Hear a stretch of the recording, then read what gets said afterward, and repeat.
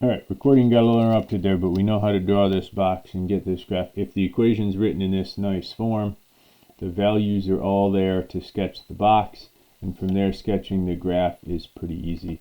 We just need the HK, AB, and the properties that go from there. Sometimes the equations don't start out in that nice form for us, so we got to work through the algebra on these things. There's a little rewriting to do. Knowing that I want to get this equal to 1 over here, and I want to separate out my x and y parts, there's some completing the square and some other steps that have to happen in here. So if you just have a bunch of terms, you can tell it's an ellipse, but I want to separate out the stuff that has x in it, stuff that has y in it, and the number term on the other side, just so I got room to make nice perfect squares in here. This is already a nice perfect square. You can think of it as y minus 0 squared if you want, because that's going to be the k value for this one. This one's not. I got to factor this out and do completing the square on this. The first step in here is factoring out the number. That's what I got so far. Whatever values are with your x squared and y squared, you can get them outside of the parentheses. Completing the square, we're used to having just x, and we want just x squared because it's going to be x minus h squared inside there. So we had to factor the number out first, and then do your regular divide by 2 and square it. So it's going to be x minus 1 squared. This has to be a plus 1. Now here's the thing. I got to add the same thing to both sides. So that plus 1 wasn't part of this, but I need it to make the perfect square. So I'm really adding 1 in there. I'm really adding 16 to this side of the equation. So when I put that in and distribute this, it's really a plus 16. So I have to add 16 on the other side of the equation to keep this equivalent. The y I don't need to mess with because that was already a nice perfect square there. That one's good. Now I have the squared stuff that I want to have. That combines to 64. Now I want to have 1 on this side. So after all of this, you divide everything by 64, or whatever number you end up with sitting there. Hopefully it's positive if you're going to have any graph at all. It's a positive number. When you divide, you get 1, of course. So that's y minus 0 squared over 64. And that simplifies nice in this one, but whatever that is, you got to divide it out, so you just have a number on the bottom and your perfect square on the top. This one came out to a nice value here. So then I'm ready to graph that thing. I can tell that a squared is, well, actually a squared is 64 on this one, so a is 8 tied to the y direction, and b squared is 4, so b is 2 is the value tied to the x direction, and I can graph it out from there. My center is at 1, 0.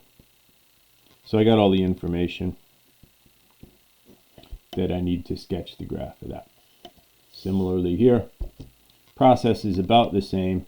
We know we're going to have a minus in there, but otherwise we still want the 1. We still want the same goals here. So sorting this thing out, I'm going to go ahead and separate out the variables. Spread it out, but I need my y stuff together, my x stuff together. Looks like the y is going to be the positive one here, so that ends up out in front. That's the minus part. Make the perfect squares out of that. And this one I don't have a number to factor out on either one, so that's kind of nice. It's already 1y squared. I just want to make this into a perfect square. This one is already a perfect square because it was just x squared. You might have to do this on both variables. But here the x was already nice. The y isn't, so I need to add 9, right? That's your regular divide by 2 and square it thing to make a perfect square. Trinomial. That's going to be y minus 3 squared, divide by 2 and square it. So that I'm adding 9. There's nothing to distribute there, so that plus 9 really is a plus 9, and I need to add 9 to the other side. Now I got nice perfect square form. I got a 9 over here. I don't want a 9, so I'm going to divide by that everywhere. There isn't any actual numbers to divide out. So in this simple example, I can get it equal to 1 that way. In this case, both a and b are going to be 3. A squared and b squared are are the same. That can happen with hyperbolas because we don't care which one's bigger now. The a is the one that goes with the positive term. So a is 3 going in the y direction from that point, and b is also 3 going in the x direction. This one, the box that that we worked the graph from, is going to be a square, centered at 0, 3, and going 3 units in each direction. So 0, 3, and going out 3 units in both directions.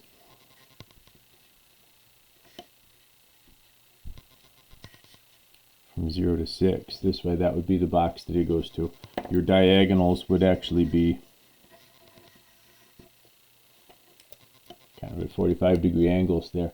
And the positive term is the y on this one, so the graph is going to be in the y direction from these points on the box. Those are your vertices, and your graph is going to go, it's going to be an up and down hyperbola because the y term was the positive one. It's going to look like that.